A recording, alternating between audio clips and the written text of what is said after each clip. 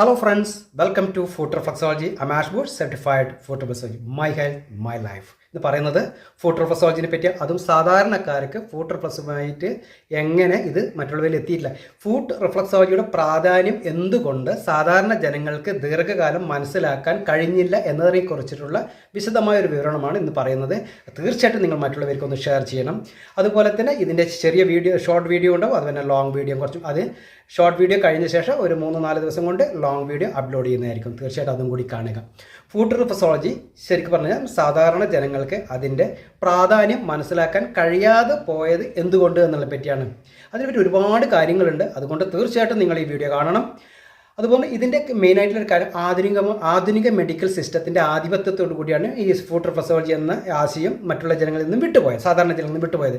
ജനങ്ങളുടെ മനസ്സിൽ നമുക്ക് സാധാരണയായി കാണുന്നത് രോഗമുണ്ടെങ്കിൽ മരുന്ന് കഴിക്കുക എന്നുള്ളതും വേദന ഉണ്ടെങ്കിൽ ഇഞ്ചക്ഷൻ അഥവാ ടാബ്ലറ്റ് കഴിക്കുക എന്നുള്ളതും മാത്രമാണ്.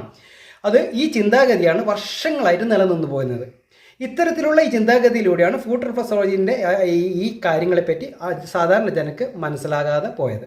അതുപോലെ സ്പർശത്തിലൂടെ രോഗശമനം എന്ന ആശയം പലർക്കും സയൻറ്റിഫിക് അല്ല എന്നുള്ള ഒരു തെറ്റിദ്ധാരണ ഉണ്ടാക്കുകയും ചെയ്തിട്ടുണ്ട്. അതുപോലെ തന്നെ ശാസ്ത്രീയ വിശദീകരണം ശരിയായ ജനങ്ങളിലേക്ക് ഇത് എത്തിപ്പെടാൻ സാധിച്ചില്ല എന്നുള്ളതും ഇതിൻ്റെ പ്രധാനപ്പെട്ട ഒരു അവസ്ഥയാണ്. അതുപോലെ തന്നെ ഫുഡ് റിഫ്ലക്സോളജി എന്ന് പറഞ്ഞാൽ നമുക്ക് ഇതിൻ്റെ ഉണ്ടാകുന്ന നെർവ് സിസ്റ്റം, അതുപോലെ തന്നെ നെർവ് എൻഡ് ചെയ്യുന്നത് ഫീറ്റിനടിയിലാണെന്നുള്ള കാര്യം നമുക്ക് പലർക്കും അറിയാമെങ്കിലും അതിനെപ്പറ്റി കൂടുതലായിട്ട് മനസ്സിലാക്കുന്നില്ല. അതുപോലെ തന്നെ ബ്ലഡിൻ്റെ സർക്കുലേഷൻ, എനർജി ബാലൻസിലൂടെയാണ് നമുക്ക് പല കാര്യങ്ങളും നമ്മുടെ ജീവിതശൈലിയിൽ തന്നെ മാറ്റം വരുത്തുന്നത്. അതുപോലെ തന്നെ ഇതിനെ അടിസ്ഥാനമാക്കിയിട്ടുള്ളതാണെങ്കിലും ഇത് ലളിതമായ ഭാഷയിൽ ജനങ്ങളിലേക്ക് വിശദീകരിക്കപ്പെടാതെ പോയതാണ് ഇതിൻ്റെ മെയിനായിട്ടുള്ള ഒരു പ്രോബ്ലം എന്ന് പറയുന്നത്. അതുകൊണ്ടാണ് ഫുഡ് റിഫ്ലക്സോളജിയെ പറ്റി പറയുമ്പോൾ ആൾക്കാർക്ക് മനസ്സിലാകുന്നതും അതിനെപ്പറ്റി കൂടുതൽ ഇങ്ങനെ ഒരുപാട് വീഡിയോയിൽ കൂടി ഞാനിങ്ങനെ പറയുന്നതും. അപ്പോൾ കാലിൽ അമർത്തിക്കഴിഞ്ഞാൽ ഇതിൻ്റെ ഒരു ക്വസ്റ്റ്യൻ, എല്ലാവരും ചോദിക്കുന്ന ഒരു ക്വസ്റ്റ്യൻ എന്ന് പറഞ്ഞാൽ, കാലിൽ അമർത്തിയാൽ ശരീരം മുഴുവൻ എങ്ങനെ അതിനെ ബാധിക്കും, അതിനെന്താണ് ക്യൂർ ചെയ്യുന്നതിനെ പറ്റിയാണ്. ഈ ചോദ്യം കിട്ടാതെ ഒരുപാട് കാലം അങ്ങനെ നിലനിന്നതാണ് ഇതിൻ്റെ മെയിനായിട്ടുള്ളൊരു പ്രോബ്ലം. അതുപോലെ തന്നെ ശരി, ആൾക്കാർ ഇത് അന്ധവിശ്വാസമാണ് എന്ന ലേബൽ ഇതിനാൾക്കാർക്ക് ചാർത്തി കൊടുത്തിട്ടുണ്ട്. അതുപോലെ തന്നെ പലരും ഫുഡ് റിഫ്ലക്സോളജിയെ മസാജ്, ഞാൻ അധിക സമയത്തും പറയുന്നത് മസാജ് എന്ന ഇതും അതുപോലെ ഒരു ചികിത്സയിൽ ഒരു വിശ്വാസ്യത ഇല്ലാത്തതിൻ്റെ പേരിലും ഒക്കെയാണ് ഇതിങ്ങനെ വരുന്നത്. ഒട്ടും ആൾക്കാർക്ക് ഇതിനൊരു വിശ്വാസ്യത പോരാ. പലർക്കും എഡ്യൂക്കേറ്റഡ് ആയിട്ടുള്ള ആൾക്കാർക്ക് പോലും ഇതിന് വിശ്വാസ്യത ഇല്ല എന്ന് പറയുമ്പോൾ ഇത് ഗൂഗിളിലൊന്ന് നമ്മൾ നോക്കിക്കഴിഞ്ഞാൽ ഇതിനെപ്പറ്റി ഒരു ഫുൾ ഡീറ്റെയിൽ കിട്ടുന്നതാണ്. ഇത് വിശ്വാസ ചികിത്സയല്ല എന്നത് കാണാൻ തുടങ്ങി ജനങ്ങൾ. സാധാരണ ജനങ്ങൾക്ക് ഇത് തീരെ എത്തിപ്പെട്ടതുമില്ല. ഇത് കാരണം വിദ്യാഭ്യാസമുള്ള വിഭാഗം പോലും ശരിക്കും പറഞ്ഞാൽ ഇത് അകന്ന് നിൽക്കുകയാണ് ചെയ്തത്. അതുപോലെ ഇതിൻ്റെ മെയിനായിട്ടുള്ളൊരു കാര്യം ഞാൻ പറയാം, പ്രൊഫഷണൽ എന്നുവെച്ചാൽ അതിൻ്റെ അവതരണത്തിൻ്റെ കുറവ്. ഫുഡ് റിഫ്ലക്സോളജി പറ്റി പറയുമ്പോൾ അത് എങ്ങനെയാണ് പറഞ്ഞ് ജനങ്ങളിലേക്ക് എത്തേണ്ടതെന്നുള്ള പറ്റിൻ്റെ അതിൻ്റെ അവതരണത്തിൻ്റെ കുറവ് തന്നെയാണ് ഇതിൻ്റെ പ്രധാനപ്പെട്ട കാര്യങ്ങൾ. അതിനെച്ചാൽ മുൻകാലങ്ങളിൽ നമ്മൾ ശരിക്കും പറഞ്ഞാൽ പ്രോപ്പർ സർട്ടിഫിക്കേഷൻ ഇല്ല ഇതിന്.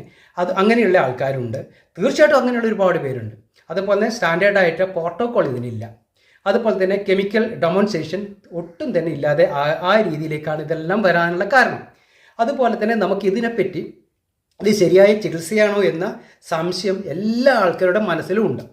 അതെങ്ങനെ വളർന്ന് വന്നുകൊണ്ടിരിക്കുകയായിരുന്നു. അത് ഫലം ഉടൻ തന്നെ കിട്ടുമെന്നുള്ള പ്രതീക്ഷയാണ് പലർക്കും. ഇത് ജനങ്ങൾക്ക് ഇങ്ങനെ പെട്ടെന്ന് അതിൻ്റെ ഫലം കിട്ടും എന്നുള്ള പ്രതീക്ഷ ജനങ്ങൾക്കുണ്ടായിരുന്നു. അതുപോലെ തന്നെ ഇൻറ്റേർണൽ റിലീഫ്, അതുപോലെ ഒരു ദിവസം കൂടി ക്യൂർ ചെയ്യാൻ പറ്റുമോ എന്നുള്ള പ്രതീക്ഷയും ജനങ്ങൾക്ക് വന്നു. അതിൻ്റെ അടിസ്ഥാനത്തിലാണ് ഇത്തരത്തിലുള്ള പ്രോബ്ലമൊക്കെ നമുക്ക് മുന്നിൽ ഇങ്ങനെ ഒരു ക്വസ്റ്റ്യൻ മാർക്കായിട്ട് നിൽക്കുന്നത്. ഫുഡ് റിഫ്ലക്സോളജി ശരീരത്തെ സ്വയം സുഖപ്പെടുത്താൻ പഠിപ്പിക്കുന്ന ഒരു പ്രക്രിയയാണ് ശരിക്കും പറഞ്ഞു കഴിഞ്ഞാൽ. അത് സാധാരണ ജനങ്ങൾക്ക് മനസ്സിലാകാതെ പോയതാണ് ഇതിൻ്റെ എല്ലാം പ്രധാനപ്പെട്ട കാര്യങ്ങൾ. ഇതിന് സമയം ആവശ്യമാണ്. ഇത് എത്ര സെക്ഷൻ എന്നുള്ളത് സർട്ടിഫൈഡ് ആയിട്ടുള്ള ഫുഡ് റിഫ്ലക്സോളജിസ്റ്റ് അഥവാ പ്രാക്ടീസർ നിങ്ങളോട് പറയുന്നതായിരിക്കും. അത് മനസ്സിലാക്കിയിട്ട് വേണം നിങ്ങളിത് ചെയ്യാൻ. ഇതിന് യാഥാർത്ഥ്യം പലർക്കും ഇതുവരെയും മനസ്സിലായില്ല. ഇത്രയും കാലം 18 വർഷമായിട്ട് ഞാനിത് കണ്ടിന്യൂ ആയിട്ട് പറഞ്ഞുകൊണ്ടിരിക്കുകയാണ്. എന്നിട്ടും ആൾക്കാർക്ക് ഇതിനെപ്പറ്റി മനസ്സിലാകുന്നത് വളരെ കുറവാണ്. ഇതിൻ്റെ അവയർനെസ് വളരെയേറെ പ്രോബ്ലമാണ്. മരുന്നുകളുമായി ബന്ധപ്പെട്ട് പറയുമ്പോൾ ഇതിൻ്റെ അവയർനെസ്. അതുപോലെ ഇതിന് അഡ്വർടൈസ്മെൻറ്റ് എന്ന സംഭവമൊന്നും ഉണ്ടായിട്ടില്ല.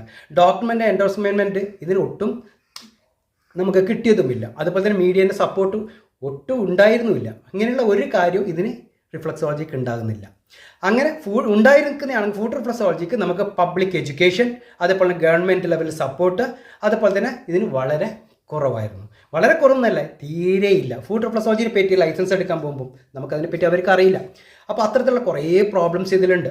തെറ്റായ പ്രാക്ടീസ്നർ എന്ന് വെച്ചാൽ തെറ്റായ പ്രാക്ടീസർ മൂലം ഇതിൻ്റെ വിശ്വാസമായിട്ടുള്ള ഒരു ക്ഷയം സംഭവിച്ചു കഴിഞ്ഞിട്ടുണ്ട്. എന്നുവെച്ചാൽ ഏതെങ്കിലും കാട്ടിക്കൂട്ടി നമുക്കിങ്ങനെ ചെയ്യുക എന്നുള്ള എൻ്റെ പ്രശ്നമാണ്. ഹാഫ് നോളജ്, കുറച്ച് കാര്യങ്ങൾ അറിയാം, യൂട്യൂബിലൂടെയോ അതിലൂടെയോ ഒക്കെ കണ്ടിട്ട് നമ്മൾ ഇതിനെപ്പറ്റി ആൾക്കാരിങ്ങനെ എന്തെങ്കിലും അവിടെ ഇവിടെയൊക്കെ ഇരുന്ന് ചെയ്യുന്നതാണ് ഇതിൻ്റെ പ്രശ്നം.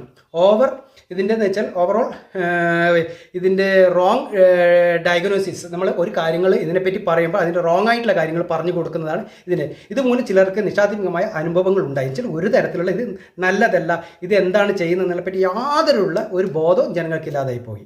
അതിന് കുറ്റം മുഴുവൻ ഈ ചികിത്സ ചെയ്യുന്നത് ആരാണോ അവരെ മേലിൽ ചുമത്തപ്പെട്ടു. കാരണം വെച്ചാൽ സർട്ടിഫൈഡ് അല്ലാത്ത ആൾക്കാരാണ്.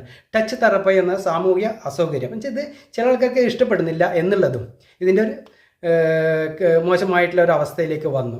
അപ്പോൾ ഇതെല്ലാം കാരണം ഇത് പിറകിലേക്ക് പോകാനുള്ള ഒരു ചാൻസ് വരികയും ചെയ്തു. പ്രത്യേകിച്ച് ഇതിനൊരു സപ്പോർട്ടിംഗ് ഇല്ല, ഗവൺമെൻറ് സപ്പോർട്ടില്ല, ലീഗലായിട്ടില്ല, സർട്ടിഫൈഡ് ആയിട്ടുള്ള ആൾക്കാരല്ല കൂടുതലും ചെയ്യുന്നത്. ഇത് വെറും ഒരു തട്ടിപ്പും വെട്ടിപ്പോയിട്ട് രീതിയിലാണ് പോയിക്കൊണ്ടിരിക്കുന്നത്. അതുകൊണ്ടാണ് ഈ ചികിത്സ സ്വീകരിക്കാൻ എല്ലാവരും മടിച്ചത്. ഇതിൻ്റെ വെച്ചാൽ ഫുഡ് റിഫ്ലക്സോളജി പ്രഭാവം ഉള്ളതായിട്ടും സാധാരണ ജനങ്ങൾക്ക് അതിൻ്റെ പ്രാധാന്യം മനസ്സിലാക്കാൻ വൈകിയതുമാണ് ഇതിൻ്റെ മെയിനായിട്ടുള്ള കാരണം. ഒന്നാമതായിട്ടുള്ള തെറ്റിദ്ധാരണയാണ്, അവബോധക്കുറവ്, ഇങ്ങനെയുള്ള കാര്യങ്ങൾ, ശാസ്ത്രീയമായ ഭാഷയിൽ ആശയവിനിമയക്കുറവ്. പ്രോപ്പറായിട്ട് ആരും ഇന്നുവരെ ഈ ഫുഡ് റിഫ്ലക്സോളജിനെ പറ്റി ഇങ്ങനെ പറഞ്ഞു കൊടുത്തിട്ടില്ല. അതുകൊണ്ടുള്ള അവബോധമാണ് ഇന്ന് കൂടുതൽ പേർക്കും ഫുഡ് റിഫ്ലക്സോളജി എന്താണെന്നോ അതിനെപ്പറ്റി കൂടുതൽ മനസ്സിലാക്കാനും ആൾക്കാർ താല്പര്യപ്പെടാതും അത് ചെയ്യാൻ മടിക്കുന്നതുമുള്ള പ്രധാനപ്പെട്ട കാരണം. അതുപോലെ പ്രൊഫഷണൽ സ്റ്റാൻഡേർഡുകളുടെ അഭാവം വെച്ചാൽ ഇതിൽ പ്രൊഫഷണലായിട്ടുള്ള ആൾക്കാർ വളരെ കുറവാണ്. വളരെ കുറവാണ്. അത്തരത്തിൽ അവരെടുക്കുന്നത് മാത്രമേ നിങ്ങളിത് ചെയ്യാൻ പാടുള്ളൂ. ഇവയെല്ലാം ചേർന്നത് കൊണ്ടാണ് ഇന്നത്തെ മാറ്റം. ഇന്ന് കുറച്ചും കൂടി ഇങ്ങനെ ഡെവലപ്പ് ചെയ്ത് വേണം. ലൈഫ് സ്റ്റൈലിൽ ഇതിനെന്താ കാരണം എന്ന് വെച്ചാൽ ഇപ്പം ചെയ്യാനുള്ള കാരണം ലൈഫ് സ്റ്റൈലിൽ ഡിസീസ് വർദ്ധിക്കുന്നു. ലൈഫ് സ്റ്റൈലിൽ ഡിസീസ് കൂടുതലായിട്ട് വർദ്ധിക്കുന്നുണ്ട്. അതുപോലെ തന്നെ സൈഡ് എഫക്റ്റ്, മറ്റു മരുന്നുകൾ കുടിച്ചാലോ മറ്റുള്ള ട്രീറ്റ്മെൻറ്റ് ചെയ്താലുള്ള ഭയം ഇപ്പോൾ ആൾക്കാർക്ക് കൂടി വരാൻ തുടങ്ങി. പലതരത്തിലുള്ള ഇതും കൂടി. അതുകൊണ്ടാണ് ഈ ഹോളിസ്റ്റിക് ആയിട്ടുള്ള ഹീലിംഗ് അവയർനെസ് ആൾക്കാർക്ക് ഇപ്പം മെല്ലെ വരാൻ തുടങ്ങി. ഇവ കാരണം ജനങ്ങൾ വീണ്ടും ഫുഡ് റിഫ്ലക്സോളജിയിലേക്ക് മെല്ലെ വരാൻ തുടങ്ങിയിട്ടുണ്ട്. ഞാനിത് കുറച്ച് സ്പീഡിലാണ് പറഞ്ഞത്. നമുക്ക് വീഡിയോ കുറച്ച് കുറയ്ക്കേണ്ടതുകൊണ്ടാണ് ഇത്രയും സ്പീഡിലേക്ക് പറയേണ്ടി വന്നത്. അതുപോലെ തന്നെ ഞാൻ കണ്ടതിൽ ഏറ്റവും വലിയ വേറൊരു കാര്യം എന്ന് വെച്ചാൽ ഈ പാർലറുകളൊക്കെ പെഡിക്യൂറൊക്കെ ചെയ്യുമ്പോൾ ഫുഡ് റിഫ്ലക്സോളജി എന്ന് മറ്റൊക്കെയാണ് ചെയ്തു കൊടുക്കുന്നത്. അപ്പോൾ ഇതിൻ്റെ അവയർനെസ് വളരെ കൂടുതലാണിത്. അപ്പോൾ അത്തരത്തിലൊക്കെ ചെയ്യുമ്പോൾ എന്താ പ്രശ്നം എന്ന് വെച്ചാൽ ഇതിൻ്റെ പ്രോപ്പറായിട്ടുള്ള കാര്യങ്ങൾ മനസ്സിലാക്കാൻ നമുക്ക് അറിയാതെ പോകുന്നു. ഈ ഫുഡ് റിഫ്ലക്സോളജിയിലുള്ള പ്രത്യേകിച്ച് ഞാൻ നേരത്തെ പറഞ്ഞ കാര്യങ്ങളൊക്കെ പ്രൊഫഷണലായിട്ടുള്ള കാര്യങ്ങളൊക്കെ വിട്ടിട്ടാണ് ഇത്തരത്തിലുള്ള കാര്യങ്ങളൊക്കെ ചെയ്തു കൊടുക്കുന്നത്. അതുകൊണ്ടാണ് ഇവിടെ ഫുഡ് റിഫ്ലക്സോളജി എന്ന് പറയുമ്പോൾ ഒരു പെഡിക്യൂറിനോട് എന്നോട് തന്നെ ആയിരക്കണക്കിന് ആൾക്കാർ ചോദിക്കുന്നത് ഇത്തരത്തിലുള്ള കാര്യമാണ്. പെഡിക്യൂറിൻ്റെ പേരല്ലേ ചെയ്യുക, പെഡിക്യൂറും കൂടി ഉണ്ടോ, ഒന്നിച്ച് ചെയ്യുന്നുണ്ടോ എന്നുള്ള കാര്യങ്ങളൊക്കെയാണ് ചോദിക്കുന്നത്. അപ്പോൾ അതല്ല, പെഡിക്യൂർ എന്ന് വെച്ചാൽ ഒരു മസാജിൻ്റെ ബേസിലേക്ക് പോകുന്നതാണ്. റിഫ്ലക്സോളജി എ ട്രീറ്റ്മെൻറ്റ് ബേസാണ്. അതുകൊണ്ട് ഞാൻ ഇതിനെപ്പറ്റി മുന്നേ എല്ലാ കാര്യങ്ങളും ഇതിനെപ്പറ്റി പറഞ്ഞിട്ടുണ്ട്. അതുപോലെ തന്നെ സാധാരണ അറിയാതെ ആൾക്കാർ നിങ്ങളൊരു കാര്യം മനസ്സിലാക്കുക. ആദ്യമേ ഞാൻ ഇതിൻ്റെ മുഴുവൻ കംപ്ലീറ്റ് ചെയ്യുന്നതിന് മുമ്പ് ഒരു കാര്യം പറയാം. പ്രൊഫഷണലായി നിങ്ങളൊരു ഹിസ്റ്ററി എടുക്കുമ്പോൾ ഒരാളെപ്പറ്റി നിങ്ങളൊരു ട്രീറ്റ്മെൻറ്റ് ചെയ്യാൻ നിങ്ങൾക്കൊരു ഷോൾഡർ പെയിനോ അല്ലെങ്കിൽ മസ്കുലർ പെയിനോ അല്ലെങ്കിൽ മറ്റുള്ള ഏതെങ്കിലും തരത്തിലുള്ള ബാക്ക് ഏക്കോ അങ്ങനെയുള്ള ഏതെങ്കിലും പ്രോബ്ലം ഉണ്ടെങ്കിൽ ആ പ്രോബ്ലം നിങ്ങൾ ഏതാളെയാണോ നിങ്ങൾ അപ്പോയിൻമെൻ്റ് എടുക്കുന്നത് അവരോട് വിശദീകരിച്ച് നിങ്ങൾ ചോദിക്കുക. എവിടെയാണ് പ്രോബ്ലം, എന്തൊക്കെയാണ് ചെയ്യുന്നത്, നിങ്ങൾ എവിടെ നിന്നാണ്, ഏത് തരത്തിലൊക്കെ ട്രീറ്റ്മെൻറ്റാണ് ഞങ്ങൾക്ക് കിട്ടാൻ പോകുന്നത്, ആ തരത്തിലുള്ള ട്രീറ്റ്മെൻറ്റ് ചെയ്യുമ്പോൾ എത്ര സെഷൻ എടുക്കണം, ആ സെഷൻ്റെ ഭാഗമായിട്ട് എത്ര സമയം കൊണ്ട് ഇത് ക്യൂർ ചെയ്യാൻ പറ്റും, എങ്ങനെയൊക്കെയാണ് ഇതിൻ്റെ ട്രീറ്റ്മെൻറ്റ്, എത്രയാണ് ഇതിൻ്റെ സമയങ്ങൾ, എങ്ങനെയാണ് ഇതിൻ്റെ റിഫ്ലക്റ്റ് ഏരിയയിലൊക്കെ ചെയ്യുമ്പോൾ നമുക്ക് എന്തൊക്കെ മാറ്റങ്ങളാണ് വരുന്നത്. ഇതിൻ്റെ ഹിസ്റ്ററി നിങ്ങൾ പൂർണ്ണമായും അറിഞ്ഞുകൊണ്ട് തന്നെ നിങ്ങൾ ഇത്തരത്തിലുള്ള ചെയ്യുന്ന സമയത്തിന് മുന്നേ, നിങ്ങൾ അപ്പോയിൻമെൻ്റ് എടുക്കുന്ന സമയത്തിന് മുന്നേ നിങ്ങൾ കൃത്യമായി ചോദിച്ച് അറിഞ്ഞ് മനസ്സിലാക്കിയിട്ട് വേണം നിങ്ങൾ പ്രോപ്പറായിട്ട് ഒരു ഫുഡ് റിഫ്ലക്സോളജിൻ്റെ അടുക്ക പോയിട്ട് ചെയ്യാൻ.